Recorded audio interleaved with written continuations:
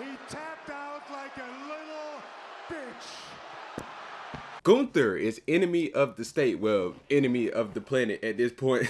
He just turned himself Saturday night into the biggest heel on the planet. What's good with y'all? Welcome back to the channel. I hope y'all are having a wonderful and blessed day. And tonight, man, Raw was kind of decent. You can tell they're putting in a lot of effort getting ready for that show in January to mark the anniversary of the Netflix era. So they're trying to put pieces of the puzzle together to make sure that the show is good, I hope, because these shows are really, really boring at times. But there's a few things that happened tonight, a few variables that I want to talk about that I thought were pretty good and that they can use to help build that show. And if they tell the story right, it could be well polished, I guess. First things first, shout out to John Cena. Great career. I didn't get a chance to really talk about him this weekend because my Wi-Fi was off in my house. I couldn't drop no videos, go live, nothing. So, but y'all know how I feel about John Cena. The greatest of all time, the greatest superstar that WWE, that wrestling has ever seen. He's one of those. So we appreciate your efforts. Thank you for everything you did. For all y'all out there crying, everybody goes out on their back. Pause. Every legend, when they get ready to retire, they go off on their back. I don't know why everybody is like, oh my God, why did he lose? First of all, for Gunther's sake, it did exactly what it was supposed to do. As I said before the video really got started, it turned him into the biggest heel on the planet, and that was always the goal.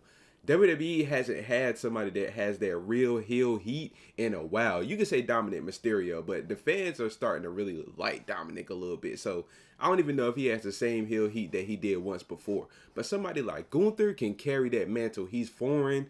He's mean. He's brolic. He can take anybody down. That's the type of person you need to carry this heat, and he was the perfect person to do it. I know y'all can say Gunther didn't need this, Gunther didn't need that. That may be the case, but WWE isn't thinking about that. They're thinking logically about building a heel. So I do agree with the decision to have John Cena tap. And it wasn't like, oh, he tapped out, he gave up. He was letting go. His career is over. The smile on his face was a poetic ending. That was him being okay with understanding that my career is over. It's time to pass the mantle to the younger generation. I've done all I could do. This is the end of my road.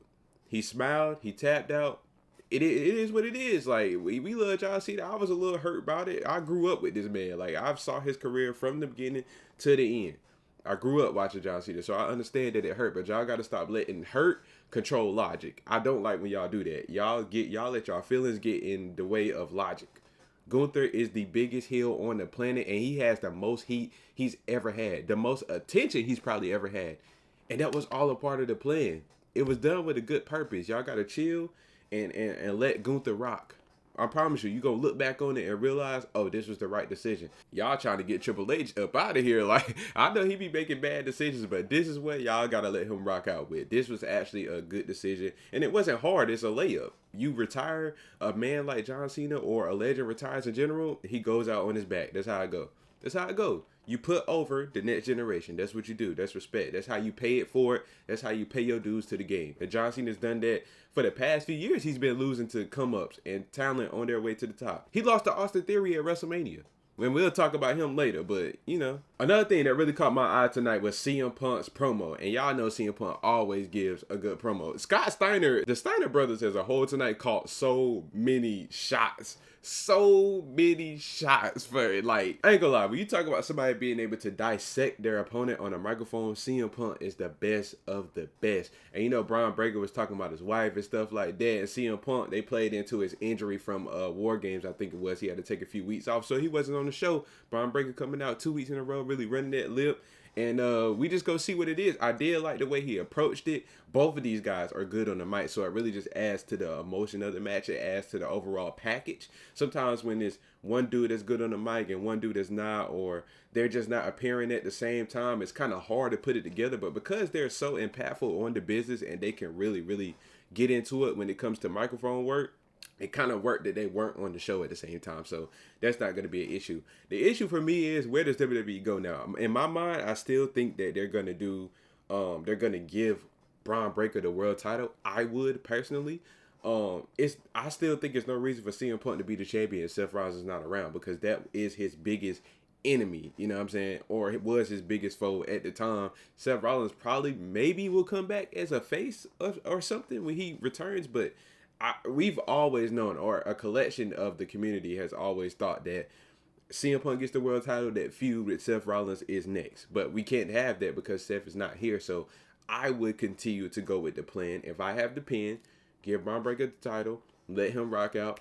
Let that be what it is. And that's okay with me. I have no problem with Bron Breakker being a world champion. He's world championship material. If anybody is ready on a roster to be put on that pedestal, younger talent, Bron Breakker. Bron Breakker for sure. So I'm always behind that. I'm one to always want to put over the younger talent. We've been having older world champions for far too long. Roman Reigns into Seth Rollins into CM Punk. Let's give it to the younger dudes. Most of the older talent are already made men. A world championship is not going to really change their legacy that much. Maybe a really, really good run with one. If they have one, a historical run with good matches, maybe it moves them up on like where people rank them all the time. But the people like the CM Punks, the Seth Rollins, the Roman Reigns, world championships don't really do much for their career in this point. Unless, like I said, CM Punk and Rollins end up having that rivalry. That kind of makes, you know, his world championship reign make more sense. Last but not least, which no one was, you know, super surprised about. At least I don't think y'all should be, and most of the community shouldn't be surprised about. Austin Theory was the masked man. I think we've been speculating that for weeks now. It was only 2 or 3 people, but most of us felt like it was Austin Theory. And of course, Division went out on top tonight. You know, they do the attack at the end of every show, and they are really pushing Division's agenda to be at the very top of the WWE, which is why, again, I don't feel like Bron Breakker can lose. If they're doing all this, keep adding new members, keep attacking everybody every week. They're taking people out. Last week, Bronson Reed basically killed LA Knight, put him through the top of a car. Now you got Austin Theory running around masked up, and now he just revealed himself. I don't feel like you could do all of this and still have Bron Breakker lose on Raw. Now, knowing what we know about WWE, they could very well be telling this story and still find a way to make CM Punk win on Raw. For what reason? I don't know. CM Punk doesn't need the World Championship as much as I love CM Punk. But I'm praying. Matter of fact, I'm crossing my fingers. I'm praying to God that they just give it to Bron Breakker, because WWE has this issue of telling story, building people, getting them right to the edge, and then for whatever reason, they just love to do that. So we're gonna pray. We're gonna be optimistic and hope that they do the right thing and give Bron Breakker the World Championship. That's who needs to be the World Champion. Just make Division be who they're supposed to be. If they're the top group, that means that Bron Breakker, the main solo act, needs to be on top of, you know, the food chain. And what does that mean? He needs a world title. It's a simple equation. It's simple inputs, okay? We don't have to make this harder than it needs to be. So that's what I've been taking from this weekend, what I took from Raw. Again, man, shout out to John Cena, everything you did for the company. I would have made a video, but my Wi-Fi was off for 2 days. So I was sitting here. I couldn't drop videos. It is what it is. We back now. We're going to try to end off 2025 strong. Appreciate y'all for watching. Like and subscribe if you new. Leave a comment too. I'm going to see y'all next. Our childhoods are really over, man. They're crashing and burning right before our eyes, bro. We losing everybody.